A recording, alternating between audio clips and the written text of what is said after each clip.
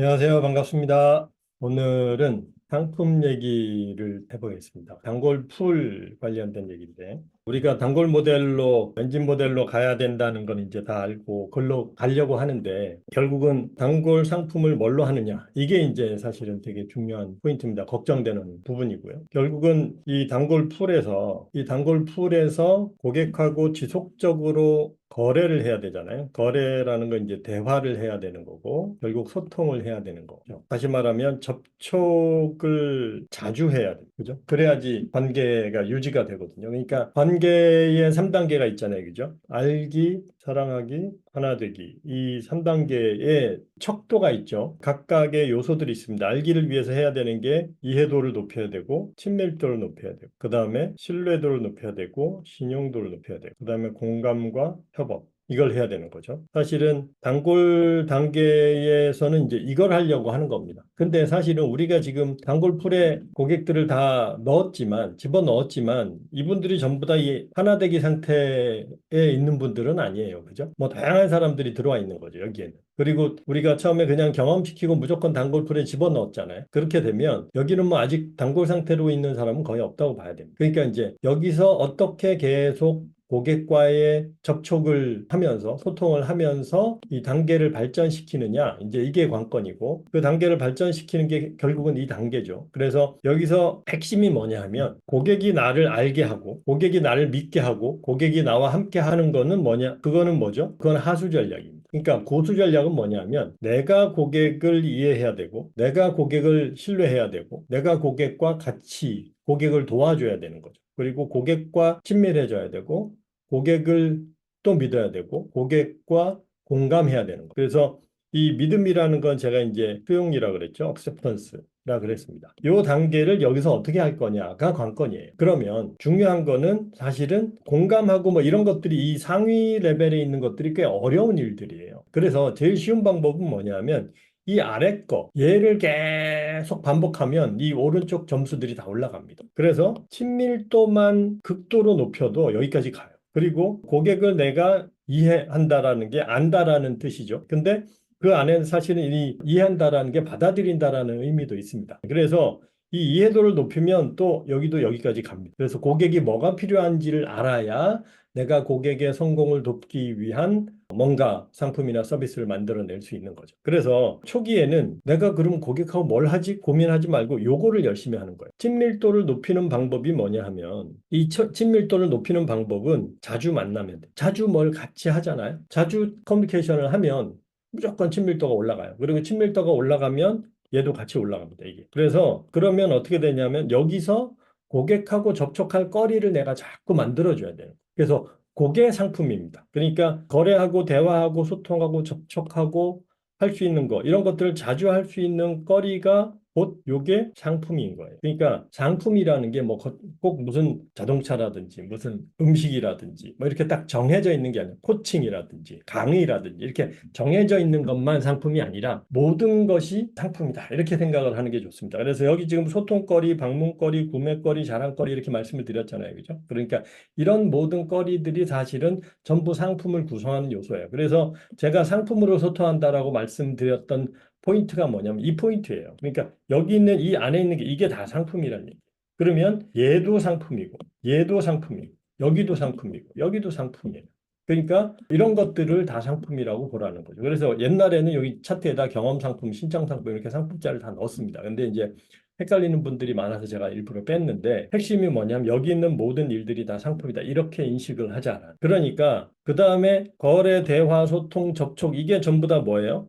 이게 사실은 영어로 하면 커뮤니케이션. 고객과의 커뮤니케이션이 제가 이 비즈니스가 커뮤니케이션이라고 말씀을 드렸잖아요. 그래서 커뮤니케이션, 비즈니스, 마케팅이 전부 같은 속성을 가지고 있다라는 게 이제 그런 의미죠. 이 커뮤니케이션인데 그러면 커뮤니케이션을 할 때의 알맹이, 그 꺼리 그게 뭐냐 하면 그걸 우리가 컨텐츠라고 부르는 겁니다. 그래서 이 상품이 곧 컨텐츠다. 그래서 제가 그 트렌드 얘기할 때 그러죠. 지금은 이제 모든 비즈니스가 다 커뮤니케이션 비즈니스다. 그리고 서비스업은 커뮤니케이션 산업이다. 라고 말씀을 드리는 게 그거고. 그 다음에 모든 상품이 결국은 이제 컨텐츠가 된다라는 거예요. 그래서 컨텐츠라는 게 무슨 동영상이나 뭐 텍스트나 이런 것만이 컨텐츠가 아니라 나이키의 신발, 그죠? 그 신발이 컨텐츠가 되는 거고 패션 산업에서 옷들이 전부 컨텐츠가 되는 겁니다. 그런 식으로 생각을 하면 그러니까 이 컨텐츠라는 개념을 우리가 좀 더 넓게 보면 뭔가 주고받는 요소들인 거고 이 컨텐츠가 곧 거리에 해당하는 겁니다. 우리말로 하면. 그래서 내가 상품을 뭘 할까를 고민을 할 때 방향이 뭐냐 하면 자, 내가 고객하고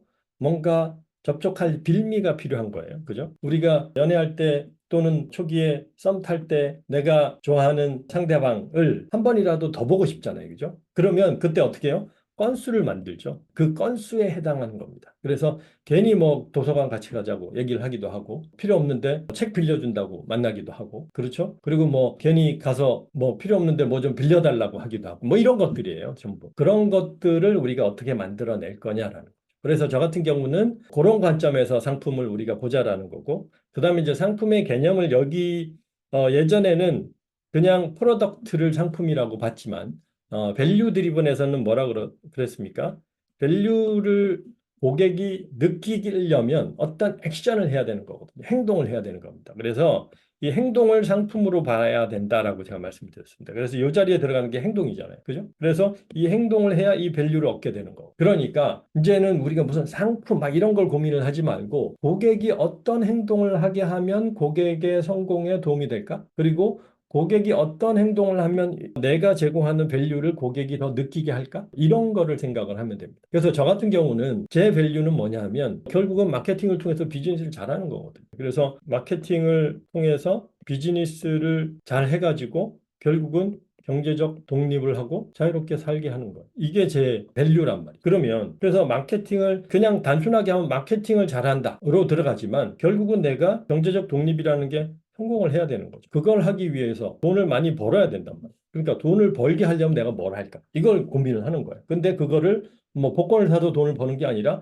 비즈니스를 잘 해서 돈을 버니까 비즈니스 시스템을 잘 만들게 내가 도와줘야 되는 거예요. 그러려면 내가 뭘 해야 될까를 늘 고민을 하는 겁니다. 근데 제가 뭘 주는 게 아니니까, 그죠? 이거는 고객이 어떤 행동을 해서 자기가 성공을 얻어야 되기 때문에 그래서 그거를 돕는 거죠. 그래서 그런 측면에서 이제 제가 오늘 칼럼을 작성한 건 이것도 한 1년 반 전이죠. 22년도니까. 그때는 제가 이제 이 지표 작성에 대한 생각을 많이 했었습니다. 그래서 장마클 모닝이라고 제가 이름을 붙여가지고 아침마다 지표 인증하기. 지금 챌린지 프로그램의 사실은 첫 버전입니다. 그래서 그때는 지금 이 단톡방에서 지표 인증하기를 했었던 거죠. 저거 지금 아직도 하고 있습니다. 그래서 그게 뭐냐면 이 지표 관리를 잘 해야지 이 시스템이 돌아가는지를 확인을 할 수 있으니까 지표 관리를 빼먹지 않고 하게 하기 위해서 내가 뭘 할까를 고민을 한 거죠. 그러면 그거를 인증하는 그런 걸 해야 되겠다. 그래서 장마클 모닝, 요새 제가 이거 모닝 챌린지라고 해야 되겠다. 이렇게 생각을 하는데 모닝 챌린지라는 거를 사실은 이제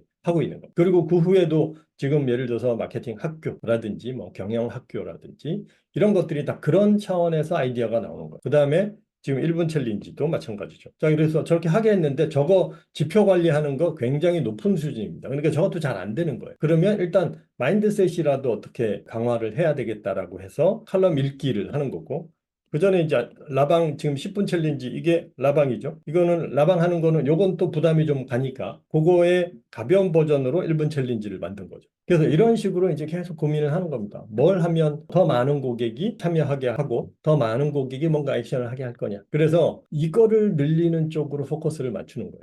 그래서 여기서 뭘 더 팔 건가 보다는 어떤 행동을 더 자주 하게 할 거냐라는 거예요. 그래서 이 자주라는 포인트가 되게 중요한 거고 요게 사실은 활성화와 연결이 되어 있습니다. 그래서 활성이 되면 사실은 여기 있는 여러 거리들이 움직이게 돼요. 그러니까 내 핵심 상품, 기존에 있던 상품들을 더 구매하게 하려고 노력하는 것보다 단골풀 내에서 뭔가 액션이 많이 일어나게 하면 그 사람들이 이쪽으로 가게 돼 있어요. 상품이 밸류가 맞기만 하다면. 그런 차원에서 내가 예를 들어서 내 상품을 더 팔려고 하는 게 아니라 그냥 단골풀에 모아놓고 이 사람들이 더 활발하게 움직이게 하면 내 상품을 구매하게 되는 거예요. 그리고 그 움직이는 것들도 또 다양한 형태, 지난번에 제가 텃밭 얘기를 했잖아요. 그죠? 다양한 형태의 그거 가지고 뭐 소소한 수익 모델들을 또 우리가 만들어낼 수도 있는 겁니다. 그래서 그런 것들을 잘 섞어서 다양한 구매거리, 그리고 방문거리, 뭐 이런 것들을 우리가 만들어낼 수 있는 거죠. 그래서